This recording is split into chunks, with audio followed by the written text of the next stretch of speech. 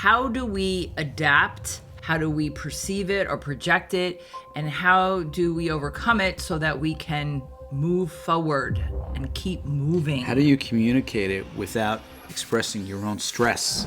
Welcome to Glitch number 36. It's February 5th already in our leap year concept of giving you a glitch every day of stupid mistakes that we've made and that we've seen other business owners make to help inform your success story. What's the story today? Fear. Ooh, I'm afraid of where this is going. Fear of change. Two seemingly horrible words. It's also to assist with other people in your business who might fear change. When maybe you don't have employees, but you have associates, or maybe you outsource some stuff for your business. So there's always not just you in your business. And you may have sometimes your own head trash, but you might manage it yourself, and that's fine. But when other people are involved in your business, you all of a sudden now have to manage their head trash too. And there's a lot of head trash around fear of change. As the leader of your business, as the leader of your team, your organization, as the go-to person that your clients, your customers look at, how do you take deep breath, deep breath, deep breath, deep breath, and then remove that from your facial expressions, the tremor in your voice. I know we're exaggerating, but I think you know what we mean, right? How do you not let them see you sweat? Kind of thing. How do you hold on for dear life, but tell people how to hold on too?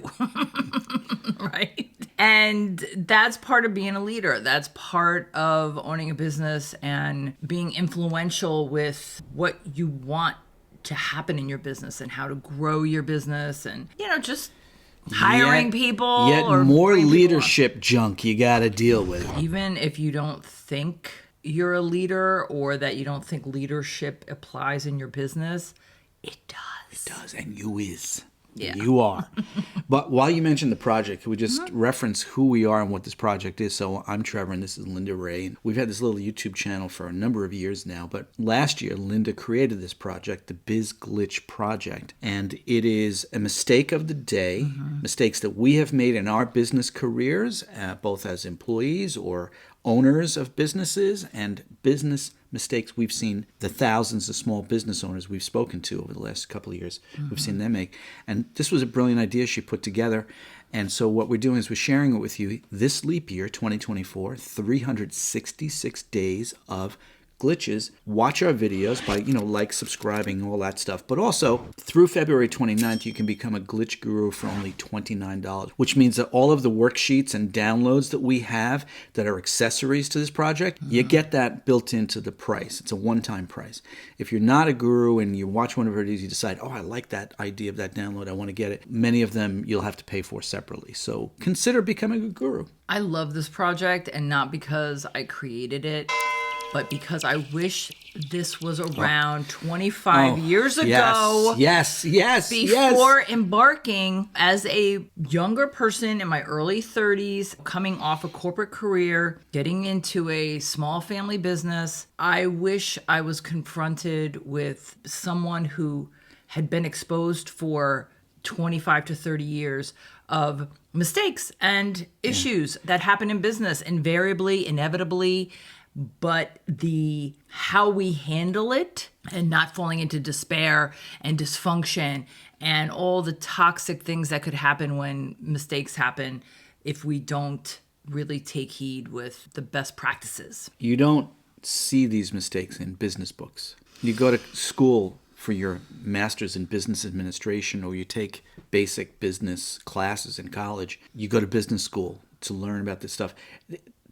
People don't cover the mistakes. They tell you all of the general concepts, but does anybody talk about mistakes? I don't think so, because I don't actually recall seeing anything out there in the world like books or anything like that. Not specifically. They talk about topics that can be executed, but I don't think there's a essence of an actual mistake that someone encountered and how to go about the resolution of it. Actually, that's what you'll see. Yeah, you'll see like potentially in a class or a lesson or a book or a chapter in a book about business, about a concept.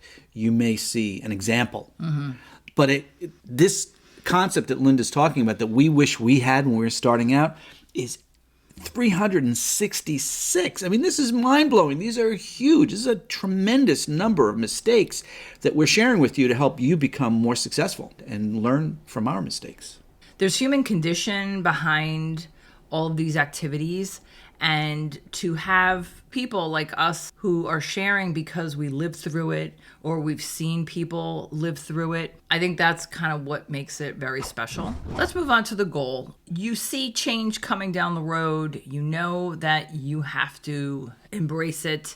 You then have to deal with how to communicate this. So the goal is to figure out how you're going to tighten up your communication about why the change is happening, how it's happening, how they can adapt to it with how you're adapting to it. And again, in the description, there's going to be some tangible issues and items that you can review. And the actionable item is when you know that you're going to have to address this change with other humans, to schedule a plan or create a plan to schedule appointments to communicate and have solid one-on-one meetings so that everybody's on the same page. Yeah. And if I could just jump in and add that you also want to maybe look for, everybody's got pros and cons. And I think it's a natural human condition to look for the bad news and the negatives. Maybe as part of your strategy on communicating this to your team, employees, your customers, whoever it is you have to share this with, this notice of change, is to look for what's the positive effect that could be achieved with this change. Exactly. And that's part of why you want to create a game plan to roll out this change or roll out whatever's happening that you feel triggered by or that you have trepidations about. If you're feeling something like anxious, then you can be sure other people are going to feel the same way. So coming together with a game plan will really, really help. I think being a little bit vulnerable about how you really feel, even if you were to share like, this is uncomfortable for me, so I'm glad we're in this together so we can kind of go about this together and brainstorm and teamwork and all the things with feedback from other people with something that's different than what you're used to. We're going to change now to record the next video. And we'll see you back here tomorrow, 366 Biz Glitch 366. See you tomorrow. Biz Glitch 366. I think that's that. Well, that's that. And this is this. Goodbye.